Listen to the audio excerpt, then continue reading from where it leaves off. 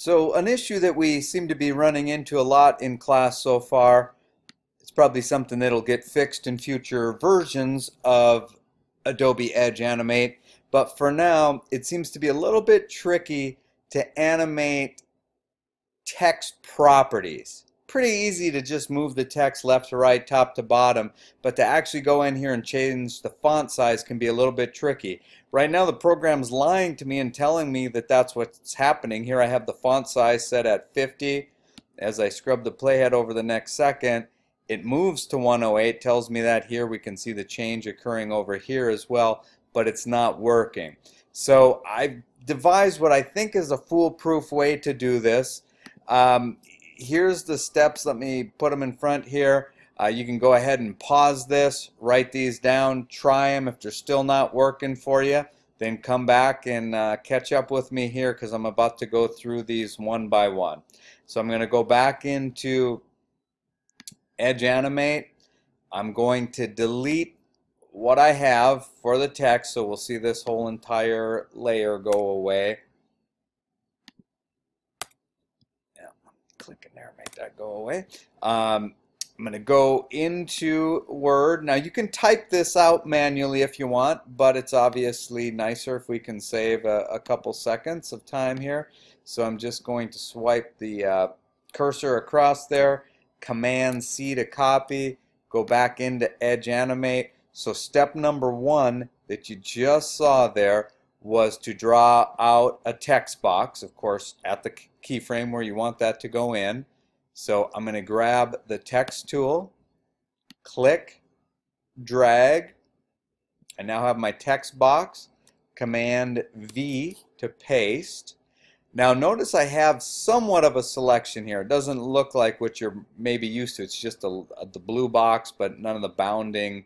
I mean, this is called a bounding box, but none of the little white areas where you can drag and resize show up. So here's step number two, is click on the selection tool. Now we get that familiar bounding box, and now the properties have come back alive where we can click on the little triangles. So we're trying to change the font size. I'm going to click right here next to the font size to add that property. Then I'm going to move over a second later, click it once again to insert a keyframe. So there's my starting keyframe, finishing keyframe. Going to go ahead and make that bigger. Now don't worry about that we actually need a second where there's nothing happening, because we can always go back and add that. But now if we scrub the playhead, it's working just like it should. So let's go ahead, well, we're having good luck with that, and finish that out. I think one of the biggest problems is going away from this and then trying to animate. It just seems to have a problem with it right now. So while we still have that selection, while we haven't clicked away from that selection, let's go ahead, insert yet another keyframe, and then we'll go ahead and I believe in the video that went down to a really small size, so I'll keep making that smaller. Okay, so there's the video of that, and the issue that we have right now is that it just starts animating too soon. So let me just go and click on the top of the animation, drag that out 1 second, and as you can see, the normal state for things as you make them are for them to show up. In fact, it's showing up before we want it to. It's not supposed to show up until here.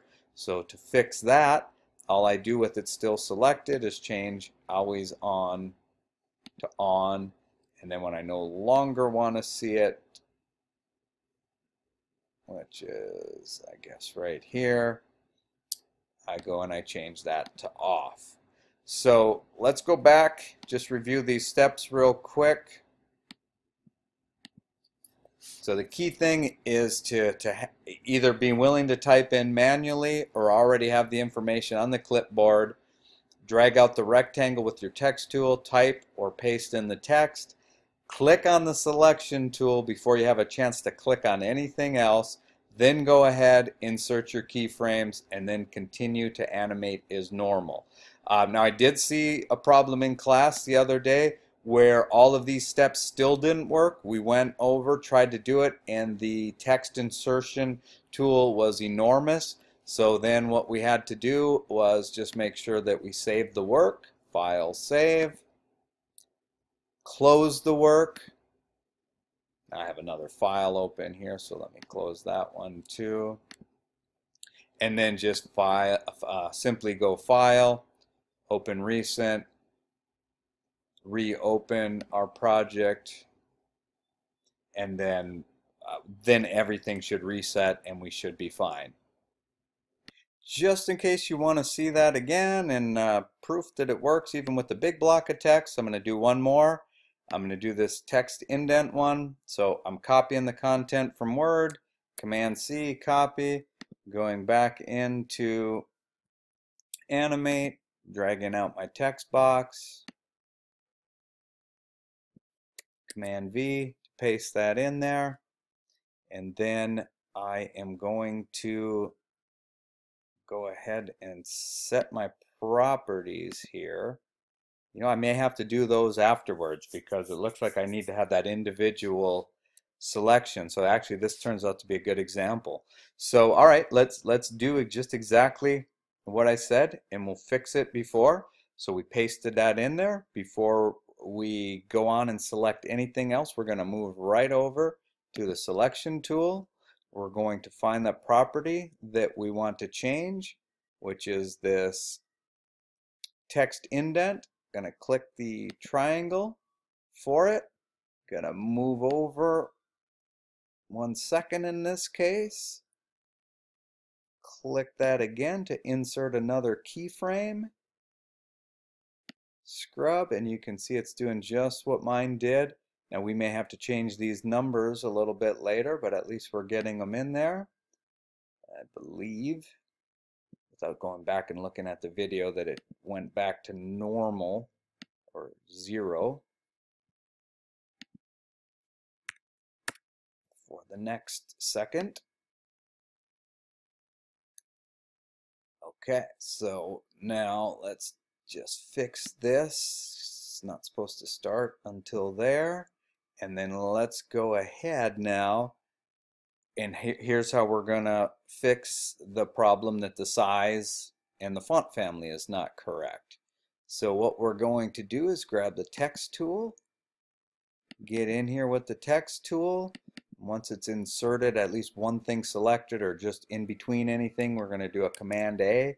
It's now all selected and we're clearly here in the text altering area.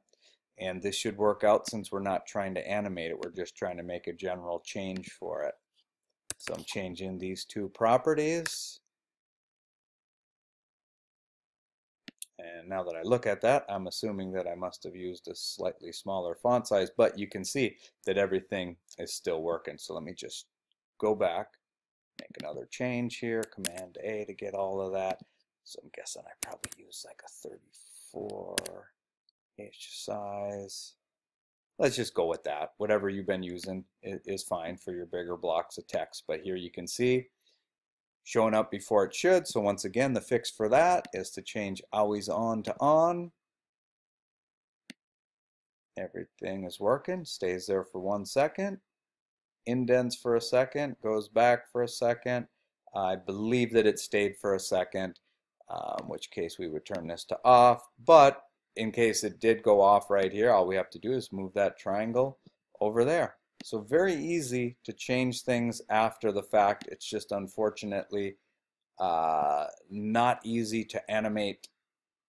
I guess the best way to say it is you kind of have to have a plan for animating the actual text properties, which hopefully this right here takes care of all of them.